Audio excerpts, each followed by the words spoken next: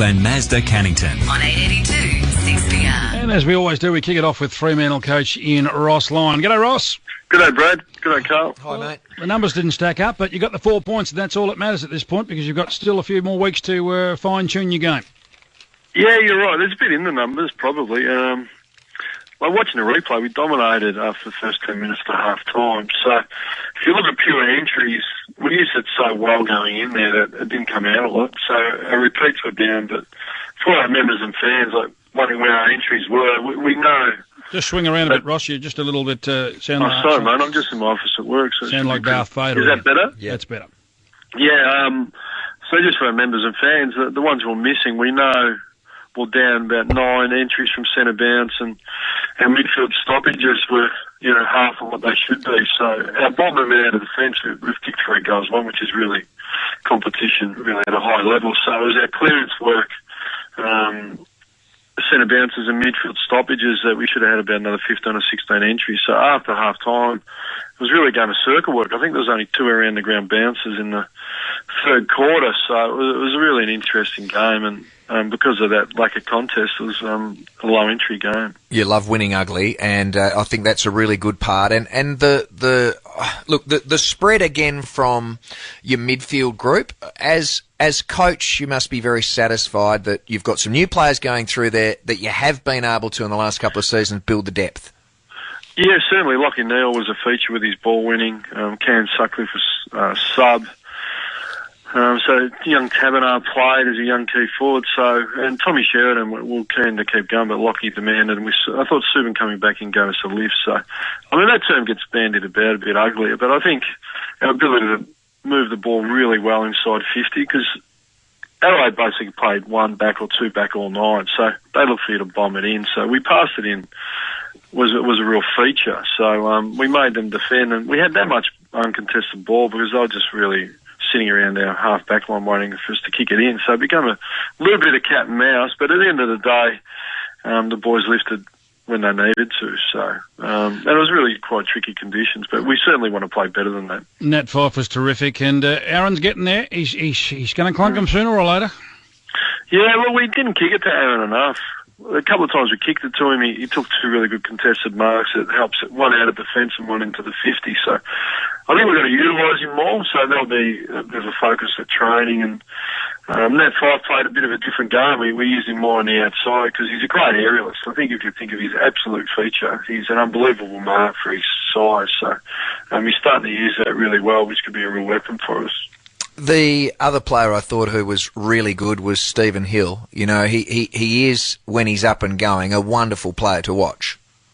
Yeah, look, he certainly is, and he did play well, and he used his legs. He's an eye catcher, isn't he? A line breaker, but we started him inside, and he likes being in there, and he gets in a lot of traffic, and he's got great speed. So we're thrilled with how he played against, a few players. But he started with Van Berlo and broke him down, and then, because Fife was playing so well, then Van Berlo goes to 5, so that's what you need, you need wider numbers. Yeah, did Michael Walters and Daniel Pearce construct it themselves, or did the coach send them out there just to get inside his head, Van Berlo? Well, who knows what's set as teams are passing. There's a fair bit of banter out there these days, so they're pretty feisty, those two. I think they've copped a bit of a whack for a wrestle, but sometimes you've got to stand your ground, don't you? And it's all entertainment, and it's all good theatre. I'm sure the broadcasters enjoyed it. Well, it was all right until the big bulldog came in and took him on. There were a couple of chihuahuas fighting, but all of a sudden the big bloke got involved. He's a big man, Thompson, isn't he? He's like 2 coconuts, he's just clanging them together. But how is it, Ross? How is it? And I know, all we can do is just go back to the past, but Daniel Pearce, first offence for being an instigator of the melee. $1,800 fine with the early plea, and it goes on. Walters, Daniel Pearce, Michael Walters again. Well, we're trying to avoid a Danny Southern, Peter Sumich into the Subiaco. But Michael Walters, he's up for $3,000, straight up, just for being involved twice. Well, his partner won't be happy. There goes a lovely day in the shops, isn't it? So, look, it's a lesson for us. But look, we stood our ground, so we want to be a club that stands our ground, and you can't get pushed around and you can't get walked over. So, well, surely if you send him out there to do it, you should chip in. Well, I would if I did, but I didn't, so I won't. Yeah, well, don't do And anything. if I was going to pick someone, I probably wouldn't pick Daniel Pearce.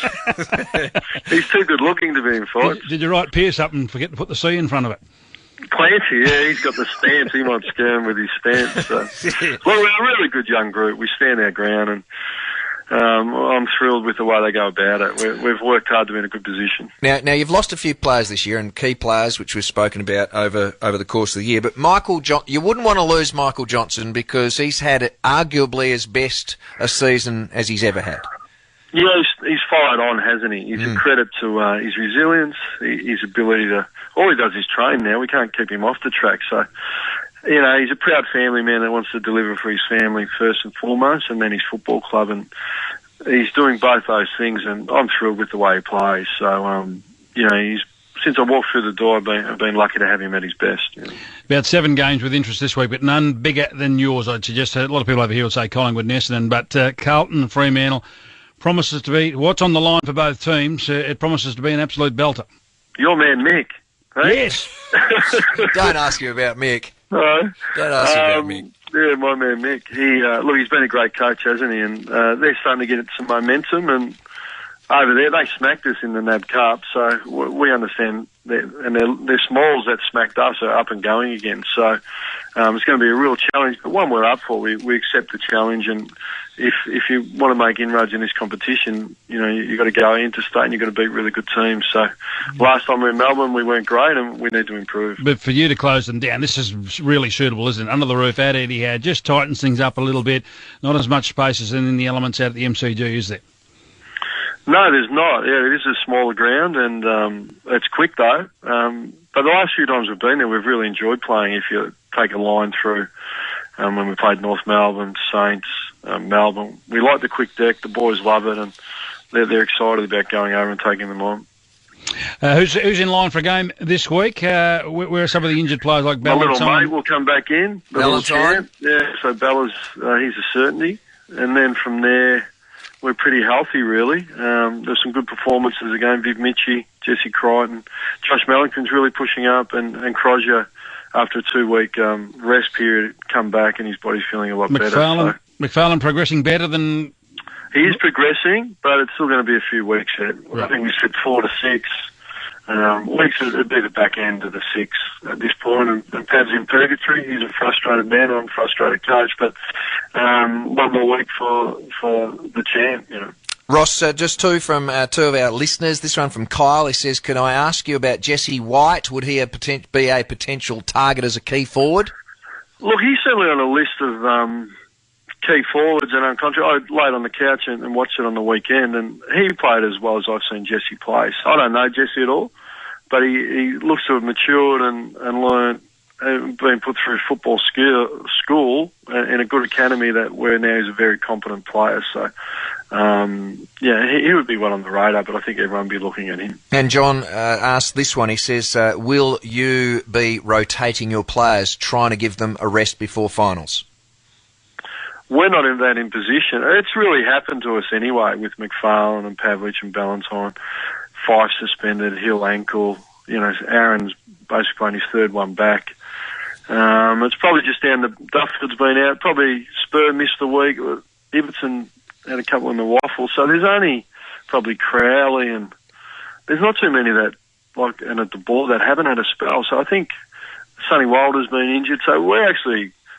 everyone's had a bit of a rest. Daniel already, Pearce, he wouldn't have had a rest, would he? He's been pretty... No, you're right, he's probably one, but and Clancy? At this point, Clancy, we haven't got that luxury. We're pushing hard to maintain or improve our position on the ladder. So if we got to the point where we had that luxury, we would probably do it. Don't flirt with form, Ross.